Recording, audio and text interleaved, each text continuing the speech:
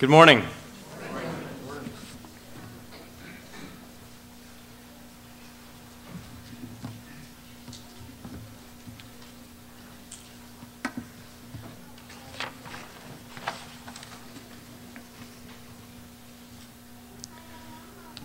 Thankful for this opportunity to preach to you again. I appreciate your attention. If you'd like to go ahead and turn to the book of Psalms, let's continue our journey through the Psalms together. In a unique way, the Psalms contribute to the rest of the Holy Scriptures that we have. They help to shape our thinking in a way that is worth paying attention to and recognizing.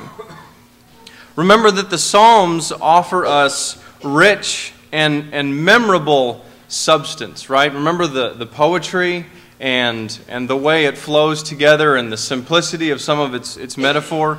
It gives us substance so that we can hold these thoughts in our mind, that we can meditate and ruminate and draw meaning out of them as we go about our life. As we're riding in the car, as we're waiting in line, as we're going along, we can dwell on those things. It's like the cow. Remember, I'm going to keep bringing up the cow. He calls up the grass that he has eaten again to chew on it so he can get more of the meaning out of it, more of the nutrients, more of what he needs for life. A few weeks ago, we talked about how the Psalms give us a model for expressing ourselves to God. We talked about David and how David, in his joy and in his frustration, penned these psalms, many of them.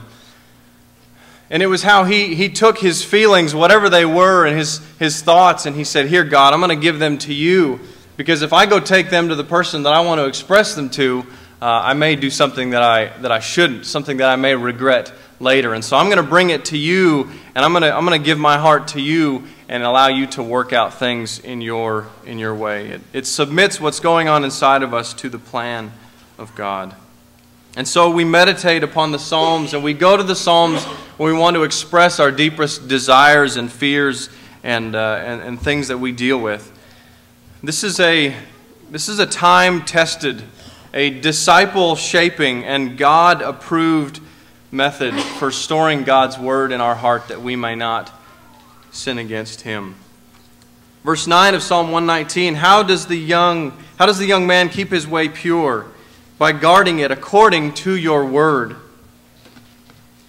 And notice here, he says, With my whole heart I seek you. Let me not wander from your commandments. You know, without the right perspective, we can sort of wander through Scripture and through the service that God has given us, and it can become maybe redundant at times. That's what I'd like to talk about today is that fine line between knowing God and being familiar with God and going back to His time-tested and unchanging commandments, and yet not letting it become something that is redundant and repetitive and sort of just this static that goes on in our mind. But it is something that is familiar, and we find better application and fuller trust and a steady peace in God. There's a saying out there that says, not all who wander are lost.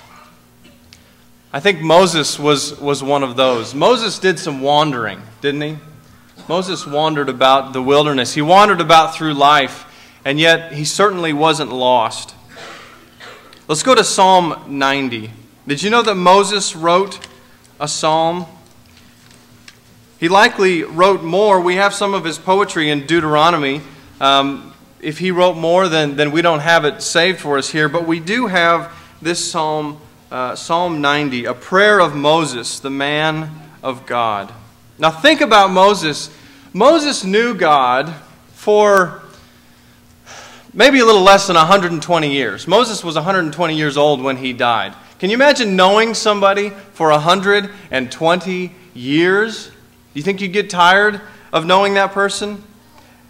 Often God had Moses doing the same thing over and over again. Now Moses did a lot of different things in his life, but for long stretches he was doing the same thing with the same people, preaching the same message over and over and over again. And yet Moses was able to take what was familiar to him, what he had known from infancy, and make it into something fresh and applicable. God was able to establish His work, His purpose through Moses. And so Psalm 90 maybe is a keyhole. It's a glimpse into how we can approach this. How did Moses turn what was familiar into something that was not changed, but newly applicable to his life? He didn't neglect or forget or take for granted what God had given to him. And so I want to go through Psalm 90 here. I want to first look at this analogy that Moses gives us about his relationship with God. He likens it to how he views his home, or a relationship that he's had for a long time. We'll talk about that analogy.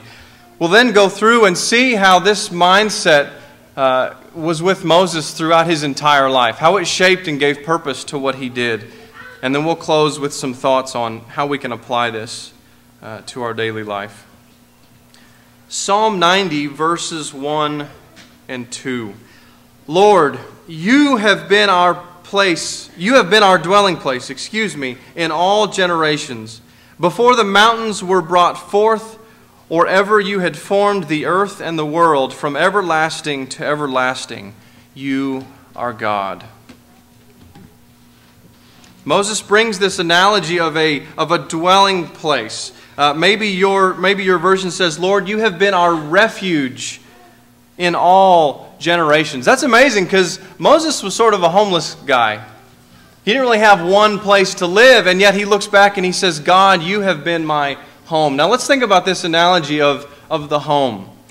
If our home is truly a refuge, maybe it was when you were a child. Maybe your home is a good and a safe place now. Many of you have a home that is a wonderful place. How often does your home change, really? You want it to stay the same, don't you? If you came home and people had disorganized your bills everywhere, maybe they're already disorganized, but they had thrown your bills all over the place and they'd moved your furniture around and they'd adjusted everything and they changed your clocks, would you say, all right, time for a little bit of change? No, you'd say, don't mess with my house. This is my one place where I can be comfortable. This is my one place where I can be safe. And so if our home is a refuge, if it's a safe place, we don't complain that it's static or that it's stagnant. We see it as a place of comfort and of safety and of support. Our home is where we begin our day, and it's where we end our day. And Moses looks back over his life and he said, God, I began my day with you, and I ended my day with you, and you have been the steady thing in my life. Maybe we can stretch this analogy to a relationship, because that's what we're getting at here is Moses' relationship with God, our relationship with God. Consider a friendship that is a refuge for you, a friendship where you can be yourself, where a friend helps you to be the best version of yourself, where you share your life with that person and you appreciate differences and you enjoy the activities that you do together. If that's the kind of friendship you're in, you don't call that friendship boring, do you? Boy, my friend has always been there and they're so dependable, they're just so boring. Is that what you say about a friendship like that? No, we cherish that friendship. We hold on to that and we hope that it never changes. And when it does change, when friends move, when families are pulled apart, it takes a piece of us with them, doesn't it?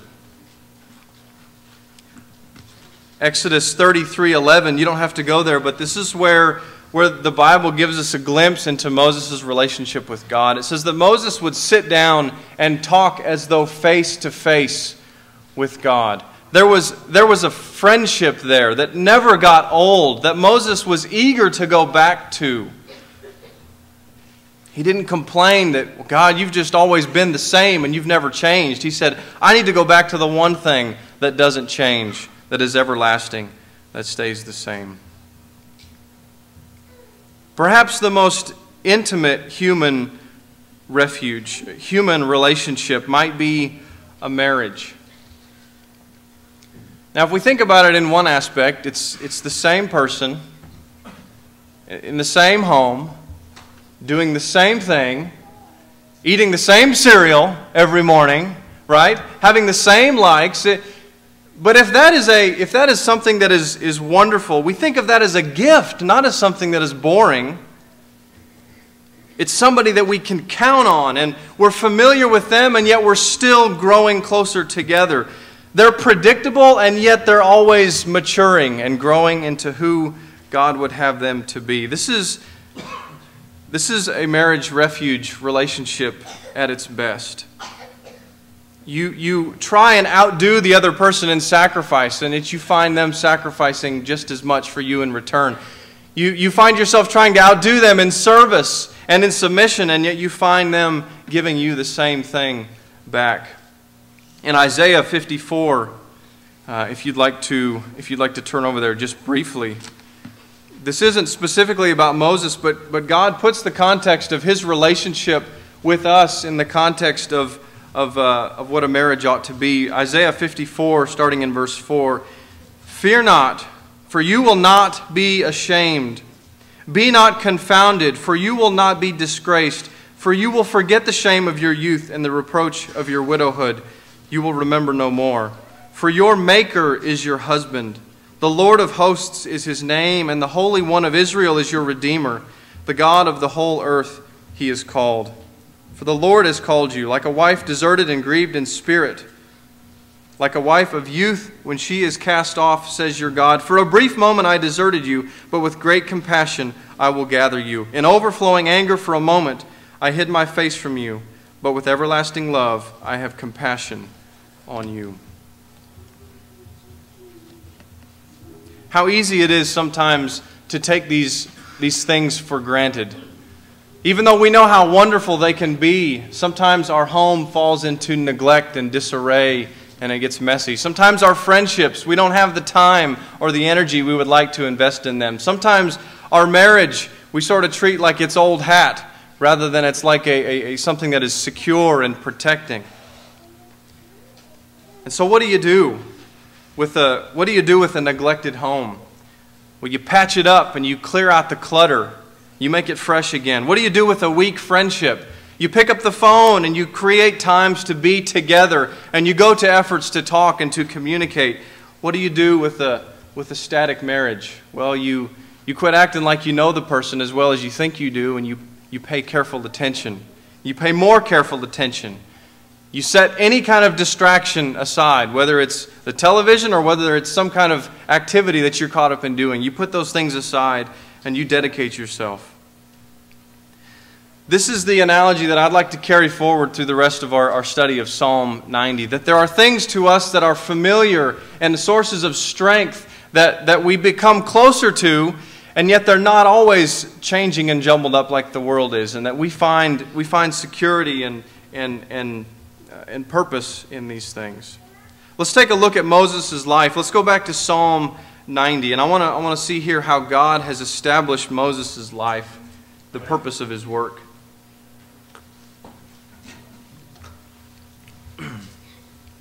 Moses, as he goes through Psalm 90 here, he realizes that he is insignificant in comparison to a God who is eternal.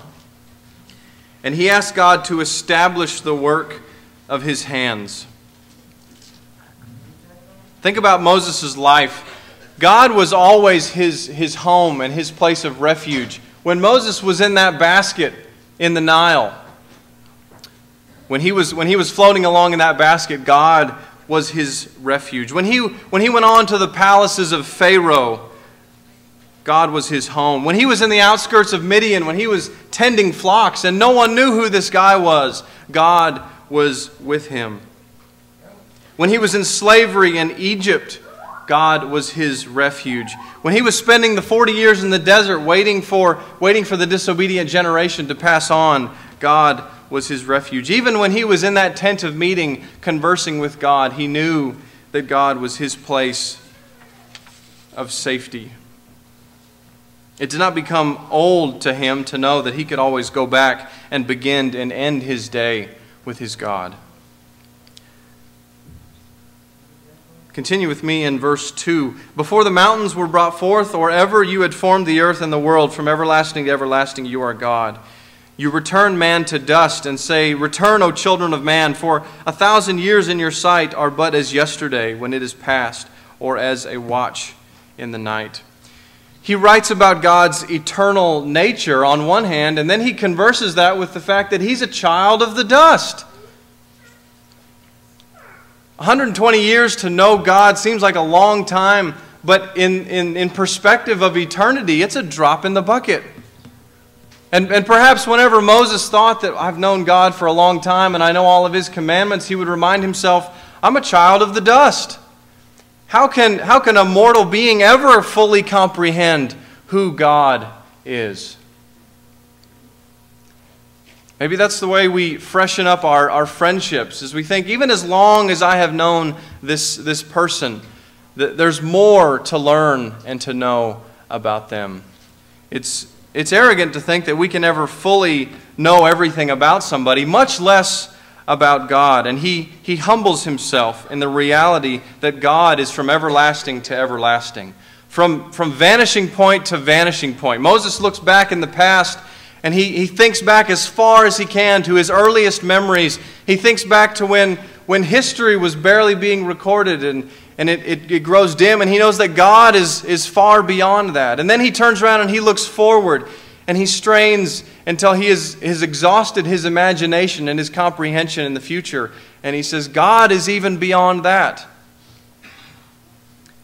His friendship, his relationship with God was never so familiar that he couldn't go back and grow deeper in his relationship.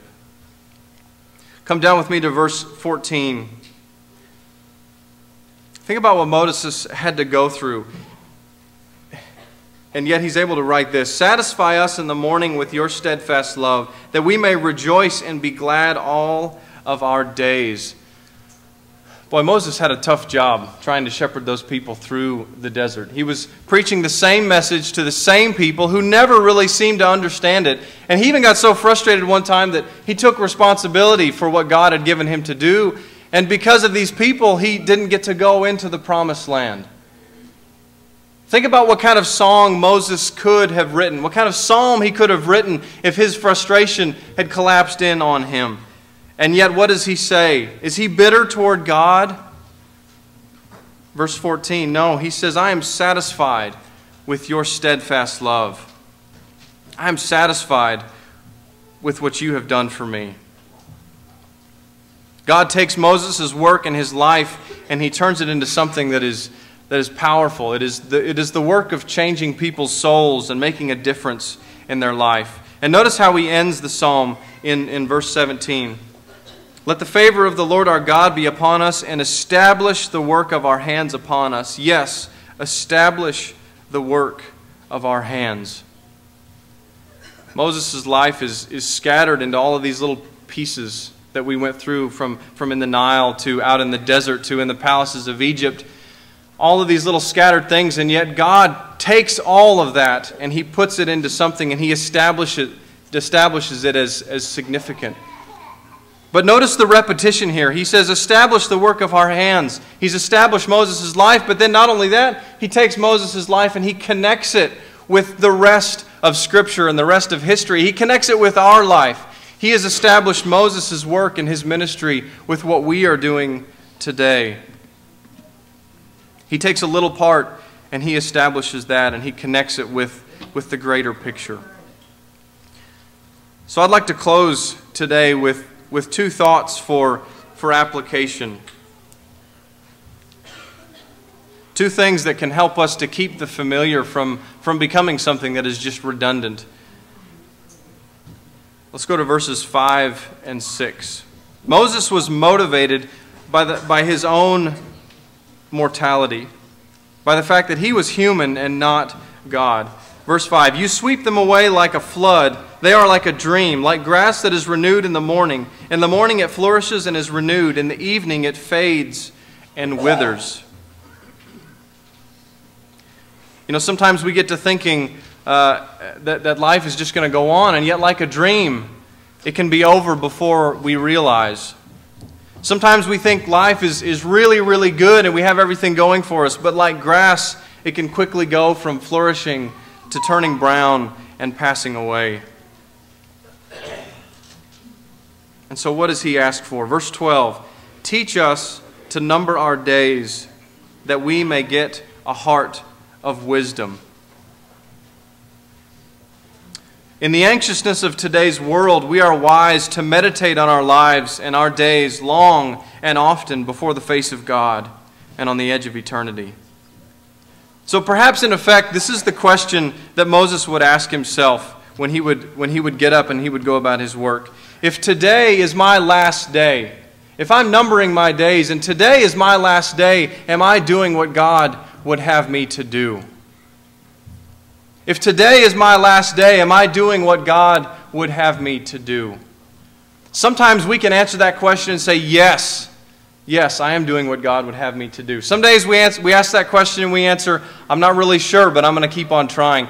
But if for too many days in a row the answer to that question is, no, I'm not, then we can make a choice there to continue going on passively with just the way things are, or we can make a decision to change in light of the fact that our days are limited.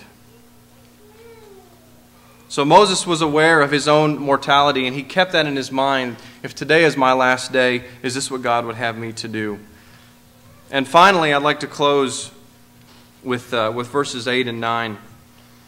He realizes that an infinite God, that an eternal God, knows everything that is going on in his life. You have set our iniquities before you, our secret sins in the light of your presence. For all our days pass away under your wrath. We bring our years to an end like a sigh. The years of our life are 70, or even by reason of strength 80. Yet their span is but toil and trouble. They are soon gone, and we fly away. Who considers the power of your anger and your wrath according to the fear of you? You know, Moses witnessed people who lost track of the fact that God is an eternal God. He witnessed people who grew tired of knowing a familiar God, who stopped paying attention, who stopped growing.